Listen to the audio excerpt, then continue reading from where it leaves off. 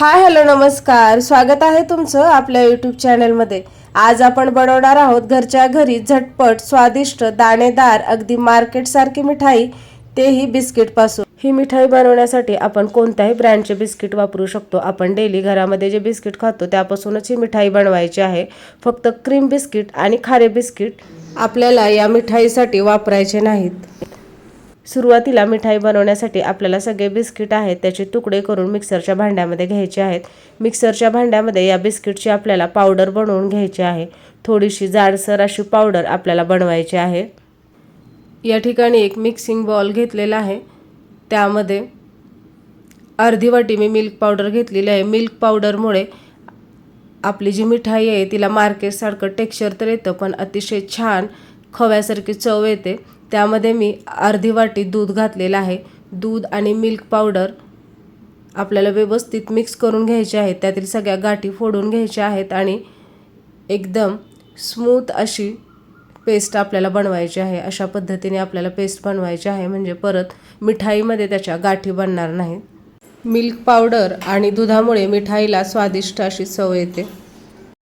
या ठिकाणी आता आपल्याला साखर आहे ती पाण्यामध्ये विरघळून घ्यायची आहे। या ठिकाणी आपल्याला कोणताही पाक करायचा नाही, फक्त साखर आहे ती पाण्यामध्ये विरघळून घ्यायची आहे।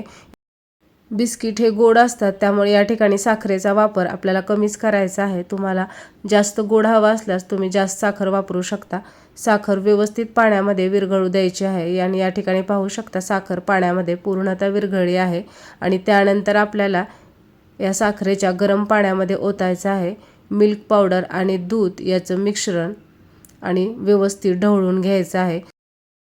सुरुवातीला दुधामध्ये आपण मिल्क पावडर आहे ती व्यवस्थित मिक्स करून घेतली होती, त्यामुळे या ठिकाणी गाठी होत नाहीत। साखरेचं पाणी, मिल्क पावडर आणि दूध हे व्यवस्थित आपल्याला मिक्स करून घ्यायचं आहे। अगदी मिनिटभर व्यवस्थित उकळवून घ्यायचं आहे आणि त्यानंतर आपल्याला घालायची आहे बिस्किटची पावडर। या ठिकाणी बिस्किटची पावडर घातल्यावर सुद्धा आपल्याला व्यवस्थित हलवून घ्यायचं आहे, म्हणजे बिस्किटची पावडर कढईच्या तळाला चिटकणार नाही किंवा त्याच्या गाठी होणार नाहीत। त्यासाठी कंटिन्यू हलवून घ्यायची। हे मिश्रण थोडंसं घट्ट झाल्यानंतर आपल्याला त्यामध्ये घालायचं आहे 1 चमचा तूप।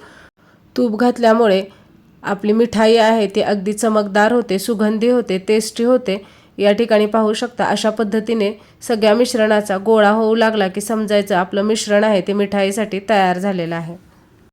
हे मिश्रण आता थंड झाल्यानंतर आपल्याला याच्या हव्या तशा वड्या करून घ्यायच्या आहेत। या ठिकाणी एक स्टीलची प्लेट घेतलेली आहे आणि त्यामध्ये हा रॅपिंग पेपर आहे। आपण कोणतंही फूड मटेरियल रॅप करण्यासाठी जो पेपर वापरतो तो आहे। तुमच्याकडे बटर पेपर असेल तर तुम्ही तो वापरू शकता किंवा मग प्लेटला तूप लावू शकता।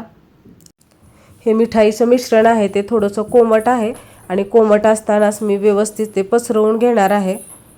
आपल्याला हव्या त्या जाडीमध्ये पसरवून घ्यायचं आहे।